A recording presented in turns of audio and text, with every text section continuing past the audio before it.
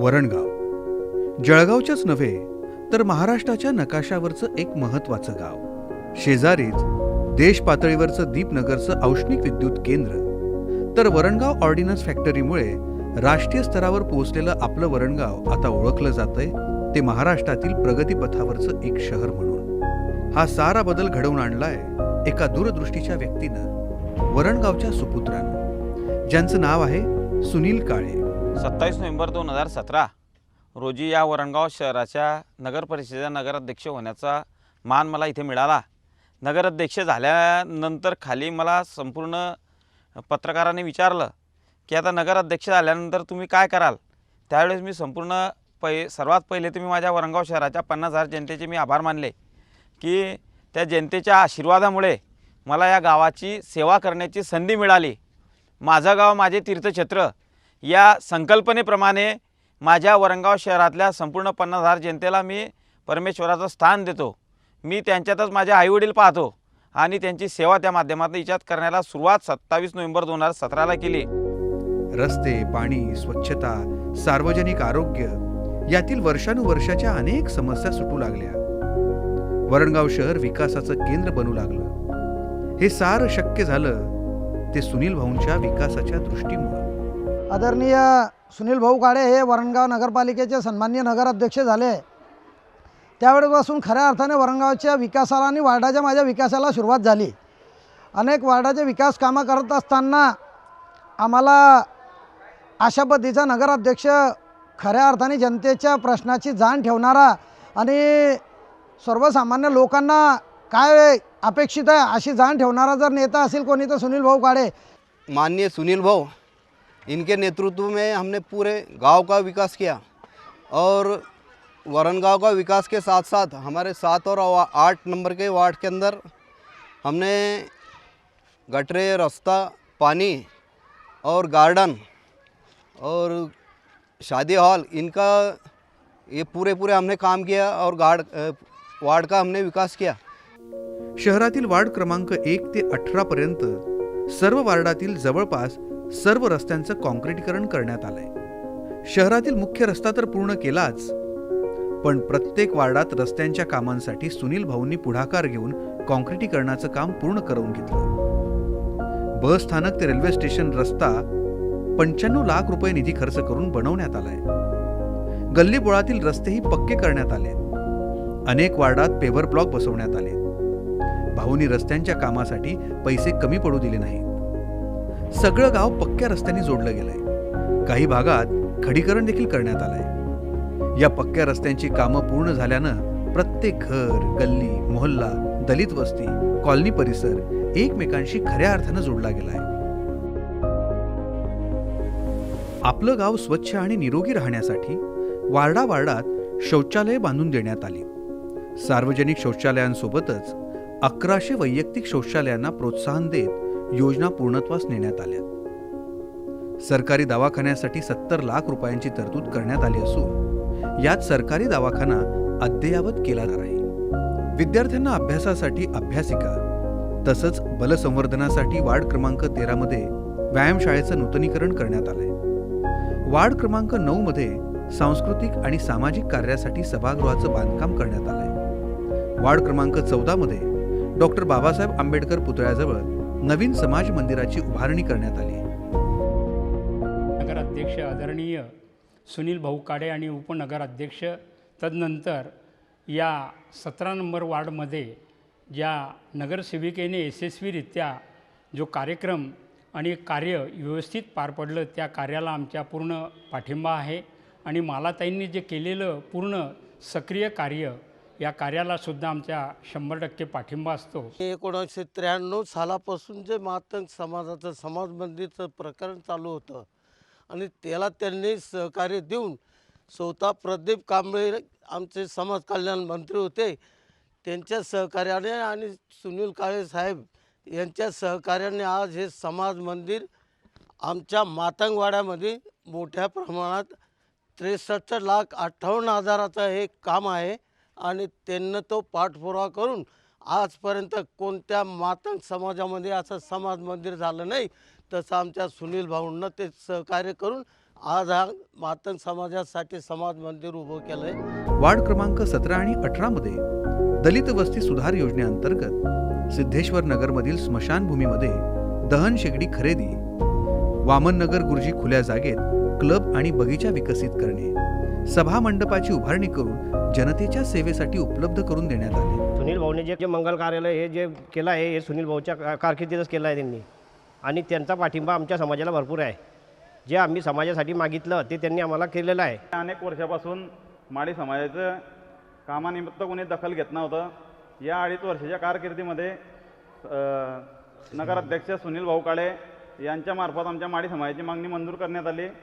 सुनील भाऊंसाठी आपलं गाव हे तीर्थक्षेत्र आहे आणि या तीर्थक्षेत्रातील प्रत्येक नागरिक हा साधक असून त्यांची सेवा करणं हे माझं कर्तव्य आहे असं भाऊ मानतात. आणि म्हणूनच त्यांनी शासन दरबारी पाठपुरावा करून नागेश्वर मंदिर तीर्थक्षेत्रासाठी 2,74,00,000 रुपयांचा निधी मंजूर करवून घेतला आहे.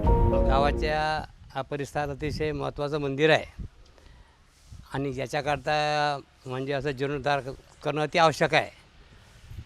तर त्यांच्याकरता यांनी जे रक्कम ते मंजूर केलेली आहे, आता ते काम म्हणजे आता ते सुरू होणारच आहे.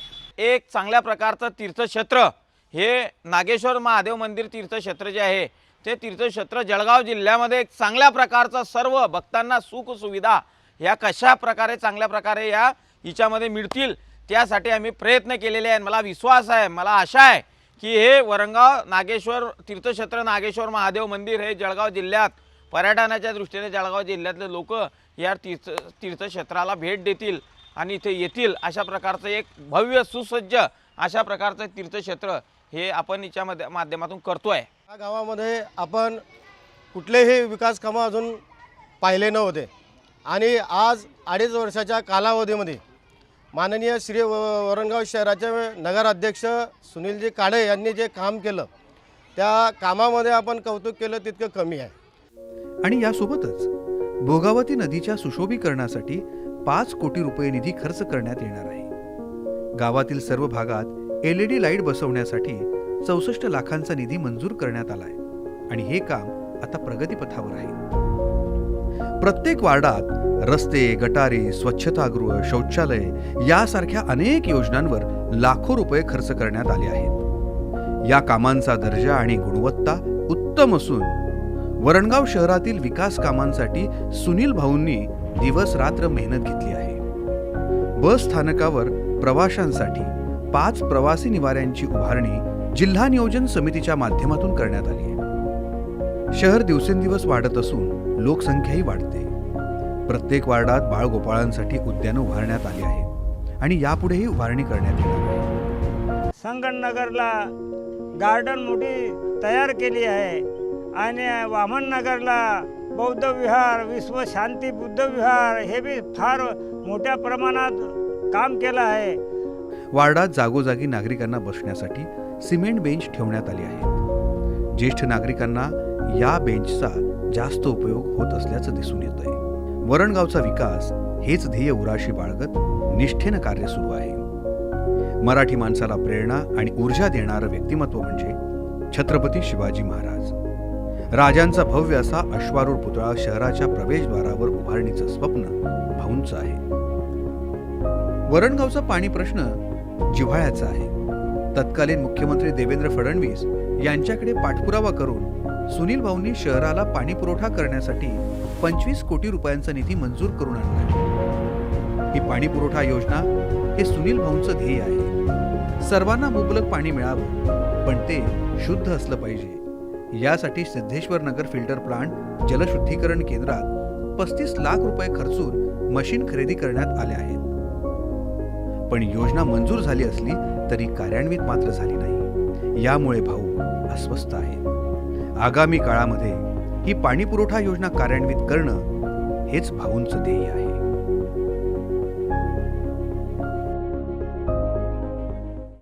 शहरातील विविध भागातील ओपन स्पेसवर बगीचे निर्माण करून सुशोभीकरण करण्यासाठी 3 कोटी रुपये खर्च करण्यात येत आहेत.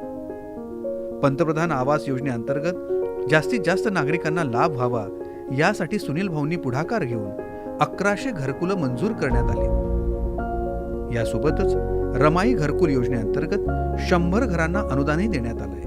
शासकीय नियम आहे 1995चा की जे लोक ज्या ठिकाणी अतिक्रमित आहे आणि त्या लोकांना कशाप्रकारे लाभ मिळवून देता येईल, तर तो 1995च्या परिपत्रकाला धरून त्यांनी जिल्हा नियोजन समितीमध्ये हा विषय मांडला आणि त्या गोरगरीब लोकांचे जे घरं नावावर होत नव्हते ग्रामपंचायत कार्यकाळापासून, ते त्यांच्या नावावर नमुना 8ला लागले.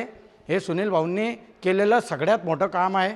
आता रोड बी केले सगळं, आता समजा सगळंच काही म्हणून सनी तो जर उभा होता तरीपासून आपल्या मातंग समाजाचे सगळेच कामं केले आणि अजून करतच आहे. अरे भरपूर लोक निवडून आले तिथं, पण आतापर्यंत 50 वर्षापासून इथं जसं तसंच विकास काहीच झालेला नव्हता. पण सुनील भाऊच्या कार्यकाळातून अडीच वर्षापासून एवढं मातंग समाजासाठी एवढं केलं की त्या गोष्टीत मी म्हणजे बोलू नाही शकत. गावात उद्योग व्यवसायाला चालना मिळावी यासाठी वरणगाव शहरातील विश्रामगृहात व्यापारी संकुलाचं काम सुरू करण्यात आलंय आणि हा प्रकल्प गावासाठी महत्त्वाचा आहे. सुनील भाऊ हे हाती घेतलेलं काम पूर्णत्वास नेण्यात पारंगत असल्यानं त्यांच्या पाठपुराव्यामुळेच जिल्हा स्तरापासून मंत्रालयापर्यंत वेळोवेळी विविध योजना मंजूर झाल्या आहेत. आगामी काळात 70 कोटी रुपये खर्चून शहरातील भूमिगत गटारींचं बांधकाम करण्यात येणार आहे. त्यांच्या कामाचा वेग आणि धडाका खूप मोठा आहे. आपलं गाव सुंदर, देखणं आणि स्वच्छ व्हावं हे त्यांचं ध्येय आहे आणि त्याला यशही मिळालंय. काही झालेलं आहे गावामध्ये, इतर बरेच काही विकास, बरेच काही कामं आणि व्यायाम, विशेष करून व्यायामशाळा ही सुनील भाऊमुळे, रमेश काळेमुळेच झालेली आहे.